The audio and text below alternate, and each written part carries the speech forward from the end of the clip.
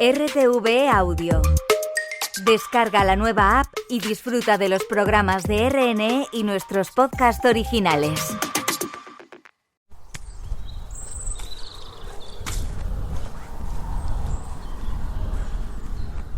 Galicia tiene una organización territorial distinta, curiosa. Voy a intentar situarte. Más allá de las provincias, Galicia se divide en comarcas. Esas comarcas en concellos, lo que en el resto de España llamamos municipios. Los concellos están formados por parroquias y esas parroquias son la unión de lo que llaman lugares, aldeas. El lugar, la aldea, es lo más pequeño, lo más aislado y lo más tranquilo. La Bandeira es una pequeña aldea que no tiene muchas casas y tampoco tiene muchos vecinos. La Bandeira está a unos 15 minutos en coche del centro de Ferrol y a una media hora de Coruña. En sus casas, rodeadas de bosques con pinos, eucaliptos, castaños o helechos, viven unos 200 vecinos. Es una zona muy tranquila. La vida de la aldea, dejas la puerta abierta casi. No tienes preocupaciones, digamos. El 1 de septiembre de 2013 es un típico día de verano en Galicia. Hace calor y mucho sol. Hay muy poca gente por la Bandeira. Han muerto 2 vecinos en un accidente y gran parte de la aldea está en el entierro. Elisa, 46 años, 1,60 m y poco, melena corta, castaña, ha vuelto de su trabajo en una residencia de ancianos y, como cada día, sale un rato a caminar. A ella pasear le encantaba. Iba yo muchas veces con ella, iba mi padre, a veces iba sola. Pero cuando iba sola, sabías que no se iba a alejar ni meterse por monte. Fue por lo que dijimos, oye, algo le pasó porque no es normal. Vestida con un pantalón blanco, una camiseta azul y unas sandalias grises, hace un circuito por las pistas forestales que rodean la Bandeira.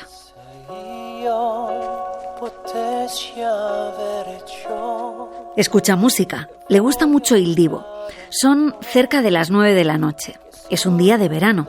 Es decir, se ve perfectamente, aunque el sol ya está empezando a bajar. Yo el domingo a las 8:30, 8:20, 8:30... la vi en las curvas de abajo de mi casa. Delfín, su vecino, se la cruza. Desde ese punto de la carretera, Elisa ya casi ve su casa. Es una finca roja que está casi en la curva de la carretera que comunica la Bandeira y Fene, el concello de al lado. Andando a su ritmo, en menos de 3 minutos habrá llegado. Menos de 3 minutos. Pero Elisa no regresa. Puedo estar bien por la tarde y luego llegar a casa y empezar el agobio de por qué no llega. Te pasa de todo por la cabeza. De que la mataron, de que lo pudo atropellar un coche y está tirada por una cuneta o algo. Tienes todos los pensamientos posibles. Su hijo Adrián, con su padre, su hermano y vecinos y amigos de la zona, empiezan a buscarla. Salí a buscar a oscuras, andando toda la noche, metiéndome por pistas, por carreños de vacas, o sea, por todo. Delfín, su vecino, el que había tenido que esquivarla con su coche, se entera al día siguiente. Y le digo, pero es que yo la vi ayer. Abajo en mi casa, en las curvas que hay, y casi le doy un golpe. Son casi las 11 de la noche del 2 de septiembre. Han pasado 24 horas de la desaparición y Delfín decide salir a buscarla con una linterna. Mi idea es que fue atropellada. Busca frente a la zona donde la vio caminar. Un pinar escarpado, lleno de maleza, sin apenas visibilidad. Digamos que estaba así. Pues por aquí parece que entraron y yo vi el cuerpo 4 segundos, no más. Y la encuentra. Joder, me cago en Dios, está aquí.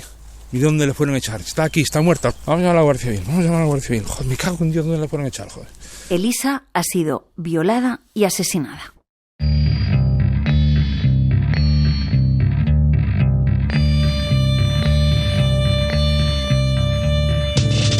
Soy el sargento primero Marcos Martínez. Ese día, el 2 de septiembre de 2013, se pone en marcha una investigación de la Guardia Civil que no ha sido una investigación más. Puede ser que esta investigación se dilate mucho en el tiempo. No ha dado sus frutos hasta octubre de 2023. El caso de Elisa ha tardado 10 años en resolverse. ¿Cuántos años puede llegar a durar una investigación? ¿Se cierra cuando no hay avances? ¿Cómo se combate el desánimo y la desesperación por no saber quién está detrás de un asesinato como el de Elisa, en una zona pequeña, tranquila, donde la gente no tiene miedo porque nunca pasa nada? Soy Laura Madrid, soy periodista de Radio Nacional y creo que esto merece una explicación. El tema fue que yo fui a casa de un amigo que había comprado una casa y la había En esta, reformado. como en todas las investigaciones, hay testigos que tienen una especial relevancia. En el caso de Elisa, Delfín, su vecino veterinario, es uno. Y este hombre, al que estás empezando a escuchar, es otro. Voy comentando con mi mujer lo típico y de repente te encuentras un coche pues estacionado como con prisa, ¿no? Porque tenía sitio para aparcarlo mejor, pero el coche estaba como... Me apuro para bajarme del coche por alguna circunstancia, ¿no? Un mecánico de profesión que pasa con su coche por una de las pistas de la Bandeira la tarde del 1 de septiembre de 2013. Yo el vehículo que veo es un Citroën ZX del primer modelo. Es un fase 1, no es un fase 2. Estaba perfecto de chapa y pintura. Tenía unos parachoques que correspondían con ese modelo. Él aporta la primera pista de la que pueden tirar los investigadores del caso. La primera y una de las pocas a la que aferrarse durante años. En esa hora de septiembre, pues el sol está muy bajo.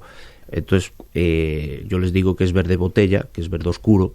Y sí le pegaba el sol en la parte frontal, sí. El conductor de un Citroën ZX de color verde botella puede ser quien ha violado y matado a Elisa. Una vez que ve que ella viene por aquí subiendo, creemos que en el momento que ve esta entrada a la derecha, que es el primer lugar que tiene, entra con su vehículo.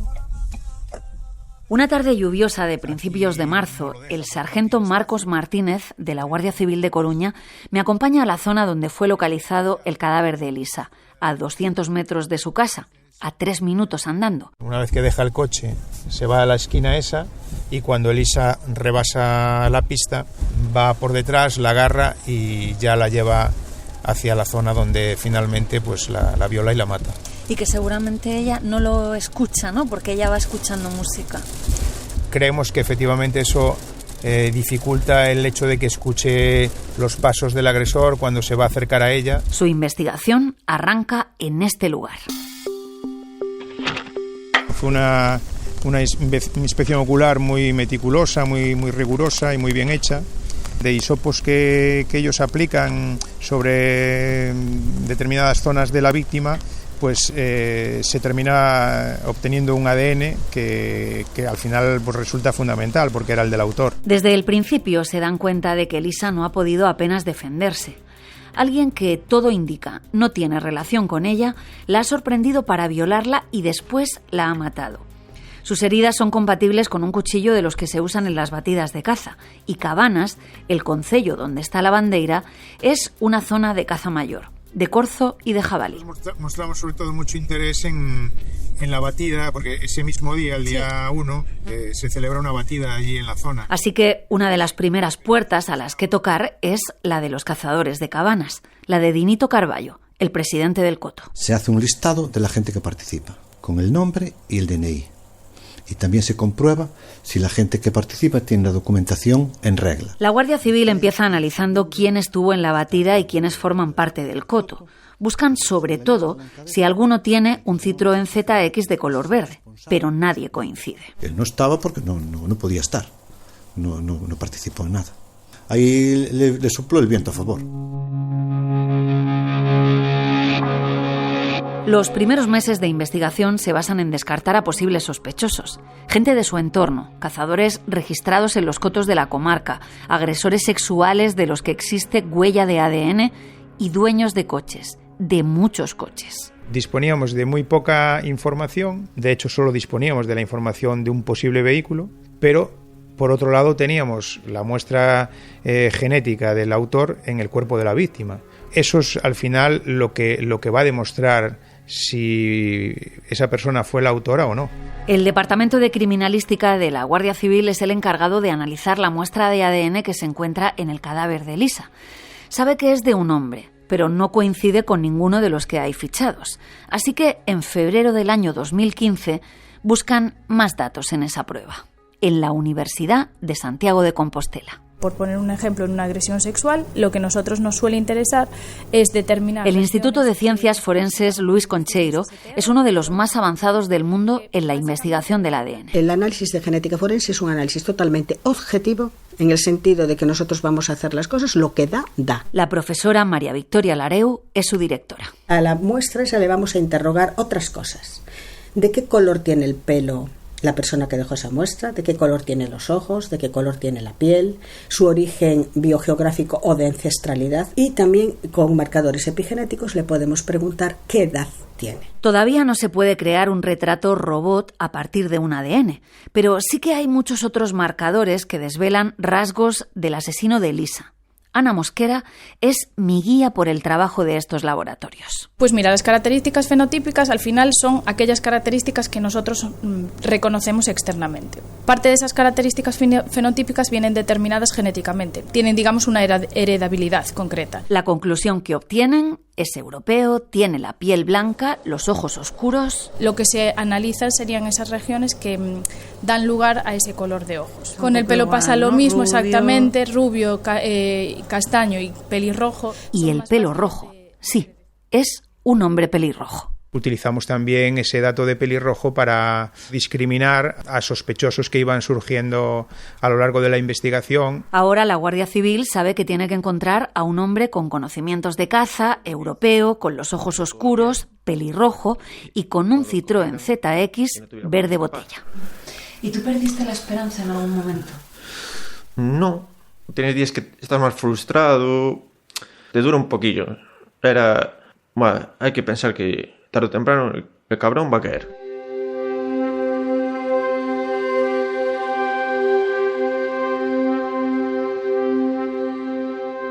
Adrián y Álvaro, los hijos de Elisa, pierden a su padre en un accidente de trabajo 1 año y medio después del asesinato de su madre. Así es que Adrián, el mayor, que ahora tiene 35 años, se convierte en la persona que mantiene contacto con la Guardia Civil. A veces, 2 veces al año. Pero bueno, yo tenía su número, podía ponerme en contacto con ellos para cualquier duda, que lo tengo hecho. El sargento Marcos es quien llaman su enlace, la persona que le visita de vez en cuando y le pide confianza. Al principio tuvo ciertas dudas porque entendían que la investigación estaba parada, que realmente no estábamos haciendo nada, pero con el paso del tiempo entendió que no, que sí que... El caso de Elisa mantiene el secreto de las actuaciones hasta el final. Así que Marcos no puede darle a Adrián, en general a la familia de Elisa, muchos detalles, ni de lo que hay, ni de lo que creen que puede haber.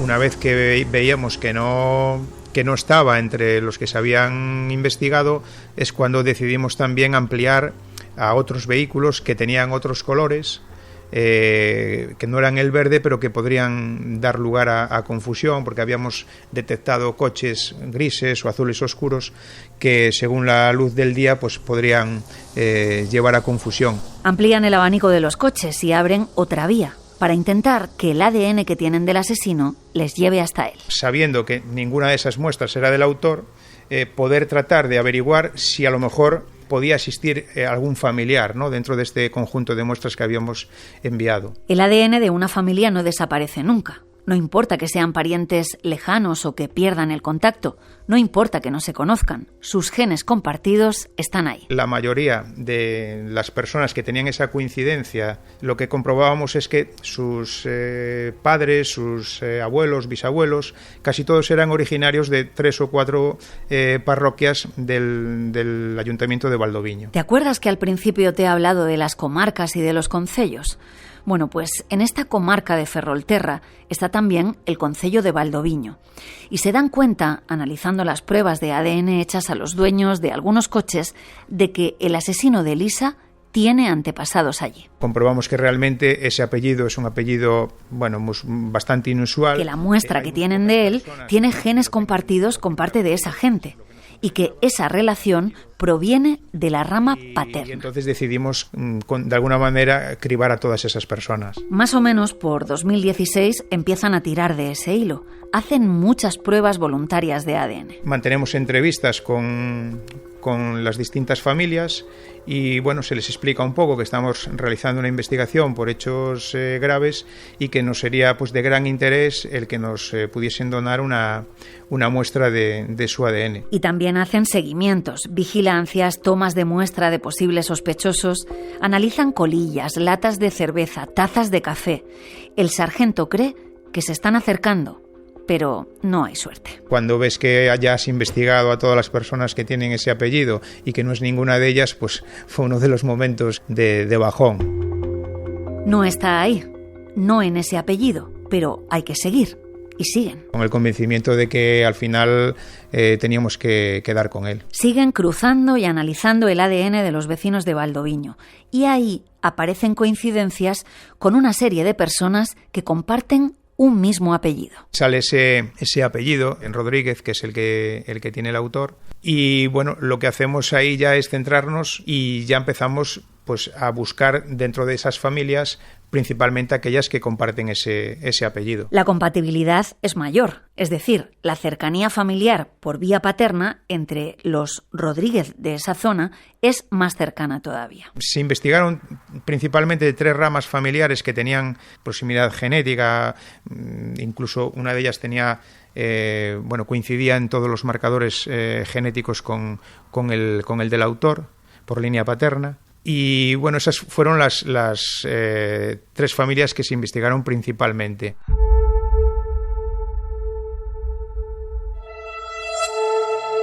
Los años pasan. Leyendo el sumario se ven avances, se acercan, pero el asesino sigue suelto. Ha empezado 2021. Ellos temen que se haya ido de España, incluso que haya muerto. Y tienen otro problema. Se había adquirido un volumen de información muy grande que teníamos que analizar. El volumen de información ya es inabarcable. Por eso se incorpora a la investigación la Unidad Central Operativa de la Guardia Civil. Soy el comandante Víctor Souto y soy actualmente el responsable del grupo de delitos contra las personas de la unidad. La investigación estaba muy bien planteada. Lo que hacía falta era, por así decirlo, pues más músculo. El hecho de que los compañeros de UCO pues lo vieran como nosotros y bueno, nos dijeran que estábamos haciendo las cosas bien, que íbamos a seguir estas líneas y que al final íbamos a dar con el autor, pues también nos hacía elevar el ánimo. Para Adrián y Álvaro, que haya más manos, más personas pensando y buscando a quien mató a su madre, es un alivio. A ver si podían avanzar más. Entonces, no sé si ya tenían una vía muy clara o si coincidió todo eso junto. Y sí, tenían una idea.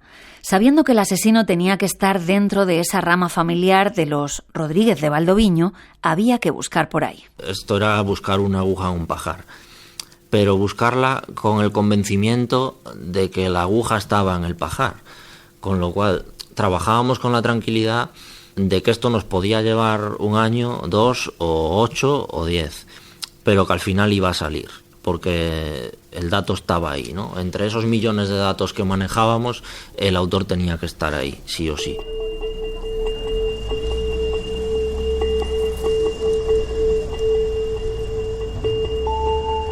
El registro civil de toda España se crea en 1870. En las iglesias, las partidas de bautismo se guardan unos 100 años. Pero antes de ahí, ¿dónde se puede seguir el rastro de una familia? El territorio que abarca una diócesis no se corresponde con el de la provincia. Así que para encontrar las partidas de bautismo, defunción o matrimonio de los ancestros de la zona de Valdoviño, hay que viajar hasta Lugo, hasta una de las etapas de la ruta norte del Camino de Santiago, la Catedral de Mondoñedo. Hola. Buenos días. Muy bien. ¿Y usted? Bien. Mucho trabajo, pero bueno. Don Félix, sacerdote de 77 años, con el pelo blanco, gafas y una memoria admirable, es el deán de la catedral y también es su archivero. ¿Le sigo? Sí. Vale. Los que buscaron los de la UCO fueron los libros que estaban aquí. Él custodia cientos de libros que llegan hasta el siglo XVII. Los libros parroquiales nacen a partir del Concilio de Trento y los primeros aquí son de 1690, 1680. Don Félix ha sido el guía de un grupo de agentes de la UCO que desde 2021 han estado viajando a Galicia y buceando en las ramas familiares de los Rodríguez. Aquí llega uno y muchas veces no sabe qué hacer. Entonces decimos, bueno, tienes que empezar por una persona en concreto e ir haciendo después el árbol hacia atrás. La tinta de algunos libros está borrada. En otros hay páginas arrancadas o casi disueltas por el paso del tiempo. Pero no se puede pasar por alto ningún detalle, porque ahí puede estar el siguiente indicio. Y se pone la fecha en que fue bautizado, el párroco que lo bautizó. El ADN del que tiraban tenía coincidencias, pero era un familiar lejano del asesino. Entonces tenían que buscar muy atrás. Tenían que localizar a todos los Rodríguez de esa zona y buscar si tenían herederos que estuvieran vivos. Les desorientaba porque ella perdía una rama. Alguno de ellos era el portador de ese ADN tan buscado. El más mínimo detalle puede terminar siendo trascendental para esclarecer un hecho. Nosotros siempre hablamos de que el crimen perfecto no existe, si no existe una investigación defectuosa, pero muchas veces esa investigación defectuosa no tiene que ver con el equipo de investigación en sí, sino por las circunstancias, ¿no? La Guardia Civil había trabajado alguna vez con ramas familiares, pero nunca había llegado tan lejos ni había invertido tanto tiempo en una línea de investigación como esta, hasta conseguir que no hubiera ningún hueco, ningún defecto. En esta investigación nos hemos remontado más de 200 años analizando ramas familiares. Y claro, estamos hablando de archivos antiquísimos, entonces es complicado. Con lo cual las líneas familiares igual hablamos de 9, 10... Sí, tranquilamente. Bueno, le agradezco mucho. Y le avisaré. ¿Vale? Eso es. Se lo mandaré para que lo pueda escuchar. Desde el año 2013, desde el minuto 1, los investigadores están convencidos de que el asesino de Elisa es alguien de la zona, que aunque no la conozca ella, conoce la bandeira. Trabajan con esa idea de cercanía.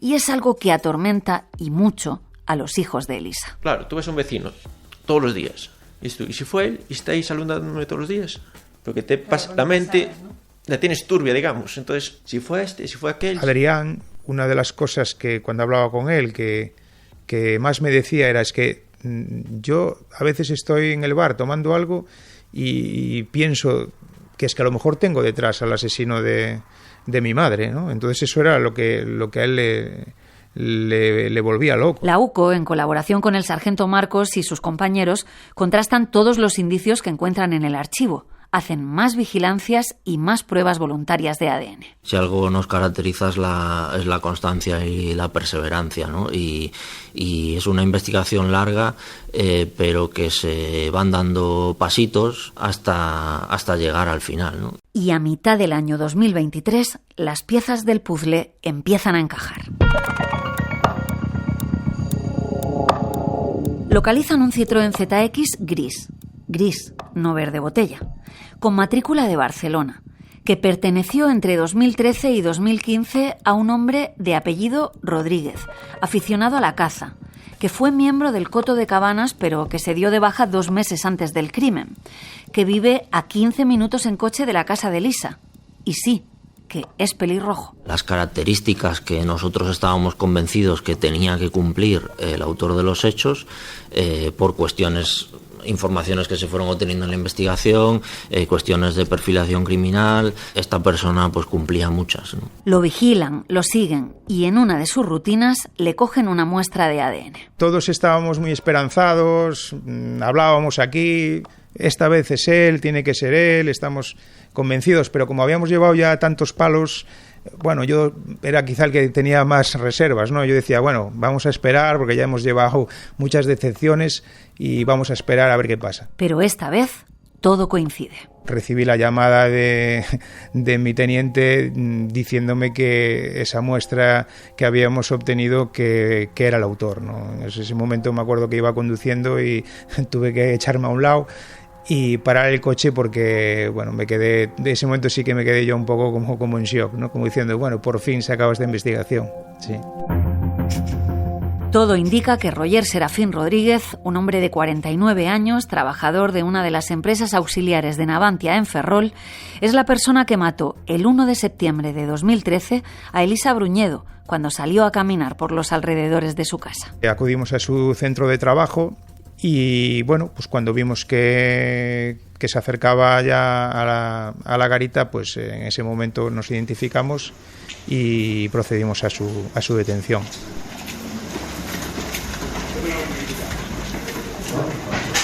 El 17 de octubre de 2023, este hombre que durante 10 años había mantenido todas sus rutinas, que seguía yendo a la zona, que vivía con una mujer a 20 kilómetros de la Bandeira, no se resiste. Reaccionó pues de una forma bastante tranquila, mostrando inicialmente algo de sorpresa, pero al poco era como que ya lo tenía asumido y en todo momento se mantuvo tranquilo y colaborador. El equipo lo detiene, el sargento Marcos lo mete en el coche y entonces hace la llamada que más ha deseado hacer en los últimos 10 años, a Adrián, al hijo de Elisa. Lo que hago es llamarlo y decirle que necesito reunirme con él. Querían hablar conmigo y dije, ¿será que están más cerca aún o algo? Él coincide que está trabajando. Vinieron a mi puesto de trabajo. Le digo que tengo que verlo, que aunque sea que me acerco al trabajo. Y bueno, pues en el trabajo es cuando se lo decimos. Como quitándose un gran peso de encima después de 10 años, ¿no es?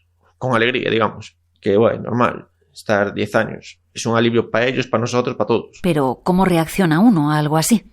Es que me quedé sin reacción, digamos. Porque no es ni que fuera un boom de alegría, ni tristeza, no es como si no tuviera sangre. Sí, diría que como en shock, como algo que no se esperaba y... No sé si es por el agotamiento mental que causa estar 10 años pum, pum, pum, o no es. Me abracé con ellos, tal, pero no sé. Fueron momentos de emoción y pocas palabras, porque al final, pues con ese abrazo, digamos que los dos estábamos expresando lo que sentíamos. Luego, después de decirme a mí, fueron, antes de que saltara en la prensa, decírselo a mi abuela y a mi tía. Y ellos sí que, le salió a alegrarse. Hubo un poco de todo, un poco de llantos, un poco de risas, un poco de abrazos y de mucho agradecimiento al final, ¿no? Porque en cierto modo ahí nos hicieron ver lo que suponía esto para ellas y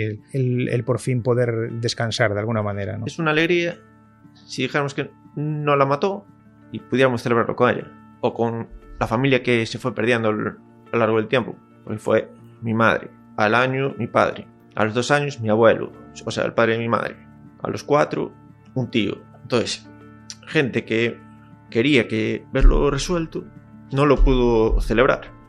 Entonces, es ahí una aguja que queda que no lo pudieran ver, digamos. Desde el principio, desde el primer interrogatorio, Roger Serafín Rodríguez reconoce que fue él quien lo hizo. La versión que nos da él es que pasó esto, se fue para su casa y como si no hubiera pasado. Y al día siguiente es como si esto fuese una pesadilla. Da su muestra de ADN de forma voluntaria y se compromete a colaborar. Junto a él, su abogado de oficio, Juan Pablo Barros. El día de los hechos lo que dijo es que quiso la mala suerte y que en ese camino se cruzó con Elisa. Él lo que declara es que quería hablar con alguien, entonces le paró, Elisa se subió al coche, estuvieron hablando un momento, pero al parecer en algún momento dado de la conversación ella percibió algo, notó algo que no le gustaba el cariz de la conversación, intentó bajarse. Él se bajó detrás de ella, la cogió, la llevó a una zona apartada y allí pasó lo que estamos aquí.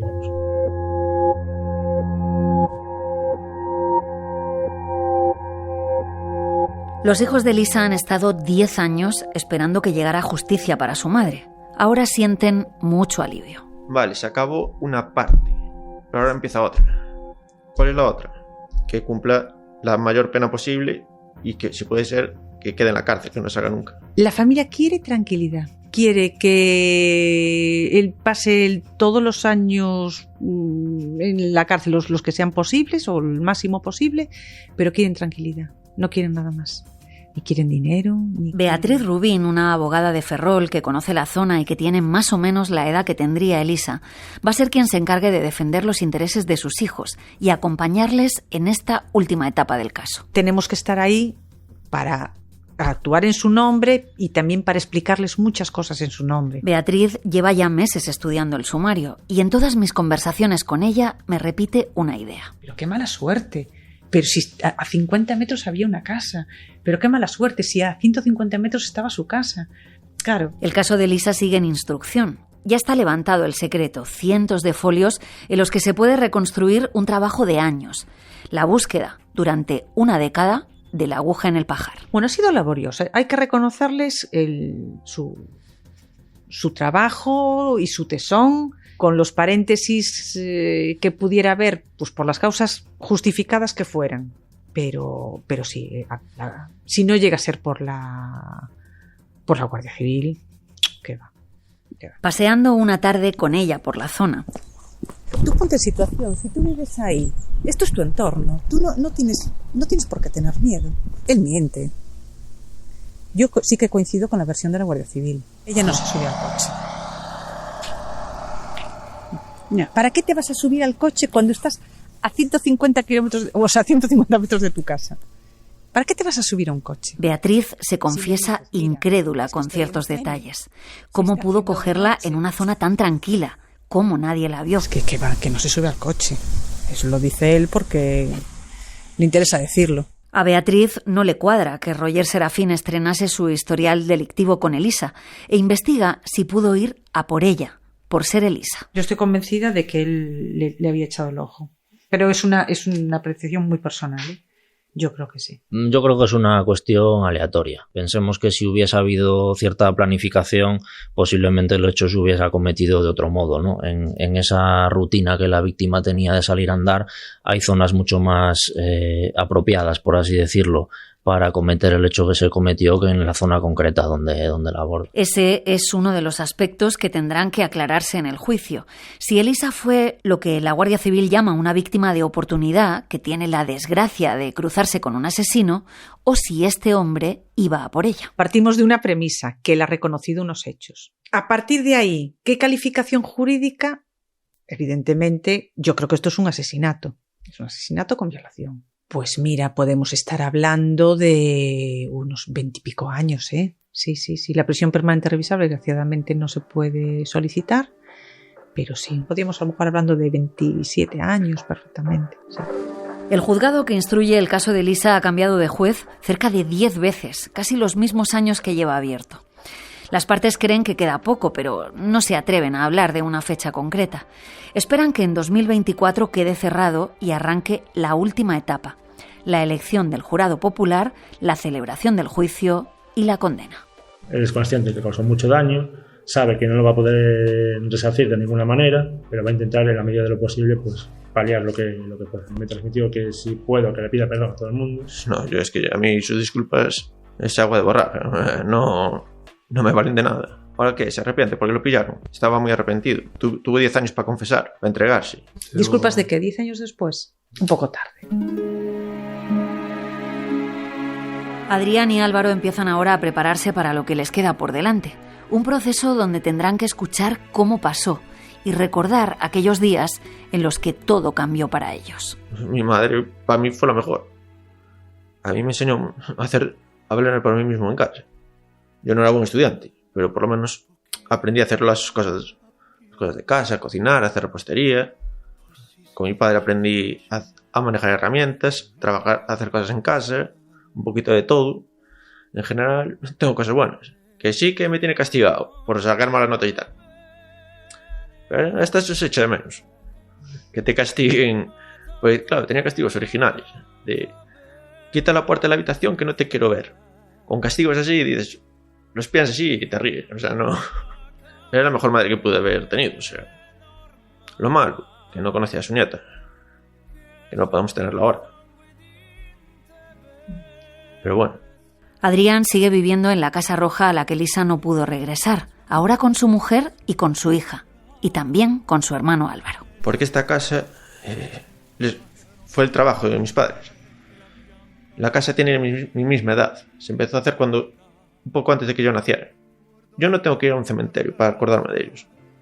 Yo miro cualquier cosa de la casa y tengo anécdotas en cualquier parte de la finca o de la casa con ellos. O sea, me vienen buenas imágenes. Dice que hay días que le cuesta, pero que también siente paz de estar formando su familia en el lugar donde sus padres formaron la suya, sabiendo que la Bandeira vuelve a ser un lugar seguro y que el hombre que les cambió la vida pasará muchos años en la cárcel. Es una carga emocional muy, muy fuerte y a veces pues cuesta, claro, somos humanos y... Adrián siente mucho agradecimiento hacia ese grupo de agentes de la Guardia Civil que nunca se rindió, que buscó, que llegó hasta un archivo del siglo XVII. Cuando un trabajo está bien planteado y se mantiene un alto nivel de constancia y de perseverancia y de ilusión por... Ese grupo que al final detuvo a quien la tarde-noche del 1 de septiembre de 2013 atacó a Elisa Bruñedo cuando paseaba escuchando música casi al lado de su casa.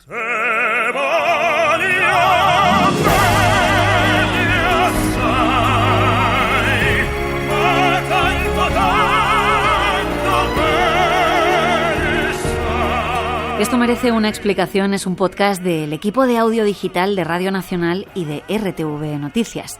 Este capítulo ha sido posible gracias a Adrián, a Marcos, a Víctor, a Lumi, a Juan Pablo, a Don Félix, también a mucha gente anónima de la Bandeira con la que he conocido el lugar. Gracias a todos. Y gracias especialmente a Beatriz Rubín, que me ha dedicado mucho tiempo durante estos meses y me ha ayudado a entender cómo es la vida de las aldeas. La realización de la historia de esta búsqueda es de Juan Luis Martín y yo soy Laura Madrid. Ya estamos trabajando en el próximo capítulo, así que hasta pronto.